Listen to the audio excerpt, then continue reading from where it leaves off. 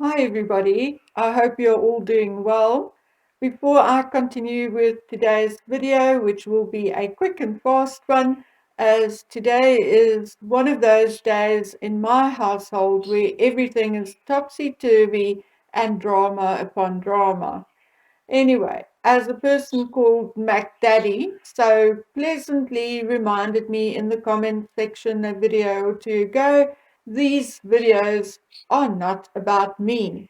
So let's get on with today's news, gossip, and stories. And before I continue with the tweets, I quickly want to mention something else. I see Meghan wants to take legal action to stop Harry being deposed to testify in Samantha's case against her. This is just nonsense and should not be allowed or entertained. As it is a civil case and not a criminal case, Harry can be called as a witness, although he is Meghan's husband. So if Harry is deposed to answer questions, then so be it. He should be treated like anyone else and should not get any special treatment in the United States because of who he is back in the United Kingdom. He is not a prince in the United States. In the United States, he is supposed to be plain old Harry Windsor, Harry Wales, or Harry Mountbatten Windsor, whatever he wishes to call himself at the end of the day. And that is also the end of this story. I have still not heard back from Penguin USA about Harry's book, but I did receive an email from someone in the industry. Maybe they watched one of my videos and was told that as far as they know, the book is not being edited and was signed off on more than a month ago. They made their own trade inquiries to Penguin and was told there is a 2-week delay on publication. Now, I worked for two publishers in South Africa, Don Retief Publishers in the Young People's Book Club division, and then for HAUM when they took over Don Retief. I also had books published and had worked with overseas and local publishers for different reasons over the years. The editing of a book is not a 2-week matter, not on a book like Harry's. Editing is usually done in rounds. The first round of editing alone, which only usually includes spelling and grammar checks, can take 2 weeks to a month. And thereafter, the fact checking and suggestion phase, which can take a couple of weeks to 3 months. And that is why a book can take 6 months to a year for publication from the date the manuscript was accepted for publication. It is this person's opinion that we are right and that the 2-week delay is purely to add that last or extra chapter covering the Queen's death. But they will give it until the end of October, and if they have not heard anything more from Penguin, will make another trade inquiry about the book, and when they know, we'll know.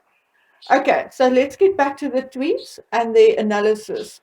So I'm taking a big leap to two tweets on April the 20th and the 22nd.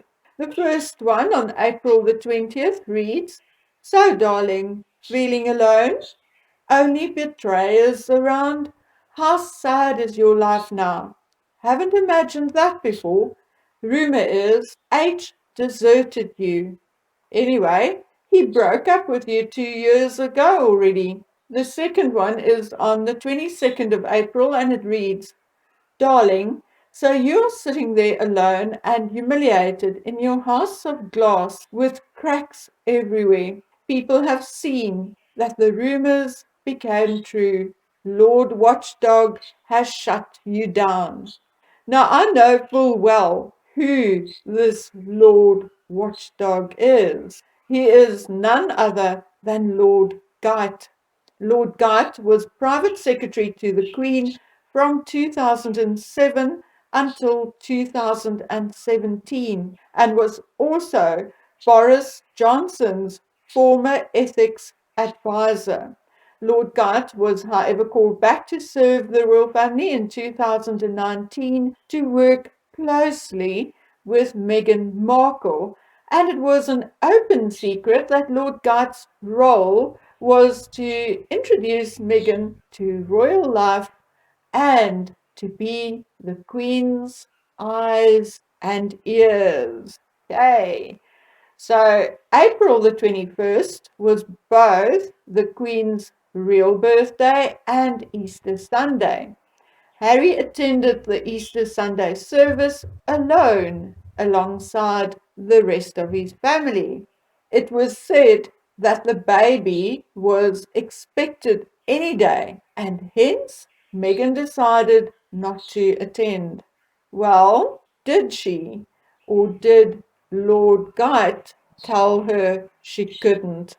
And then ask yourself, if the baby was due any day, any minute, why did Harry attend the service? Wouldn't he have stuck to his wife's side if she was to give birth any minute?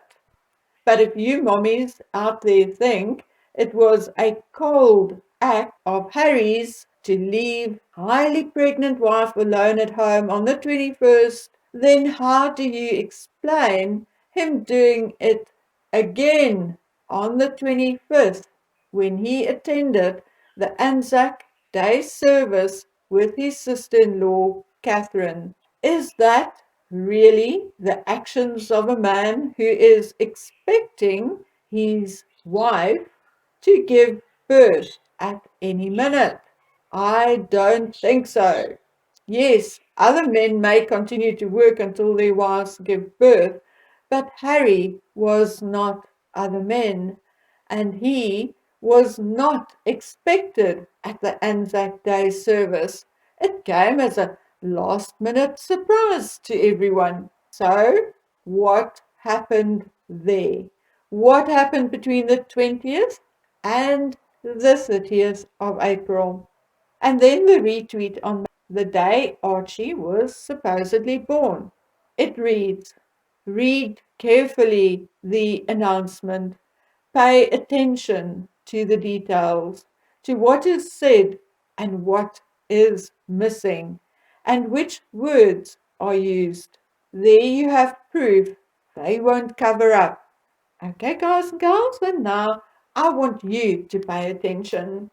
The first line of Archie's birth announcement reads, quite simply, like on many others, the Queen and the royal family are delighted at the news that Her Royal Highness the Duchess of Sussex was safely delivered of a son at 5:26 a.m. today. Her Royal Highness and her child are both doing well. And then the date is typed in the 6th of May 2019. Please note, everything is typed. No signatures, nothing. So let us quickly look at George, Charlotte, and Louis' birth announcement. George, Her Royal Highness, the Duchess of Cambridge, was safely delivered of a son at 4:24 p.m. today. The time is filled in by hand in black ink. Please note, Her Royal Highness and her child are both doing well. Now this is followed by 4 signatures, one of which is that of Guy Thorpe Beeston, who graduated from Cambridge University in 1984 and who specializes in fetal medicine, high risk and multiple pregnancy and recurrent miscarriages. He has published widely over the years and still works in NHS and private practice. Guy Thorpe Beeston's signature is also on Charlotte and Louis' birth announcement.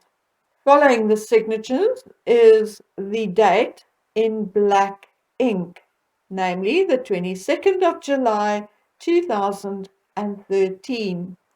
You will see the same announcement on Charlotte and Louis' birth announcements, also with the time filled in black ink. Charlotte was born at 8:34 a.m. on the 2nd of May 2015 and Louis at 11:01 a.m. on the 23rd of April 2018. And as you can see, that information is written in black ink and not typed. Just something else, another name you will see on Charlotte and Louis' birth announcements is that of Alan Farthing.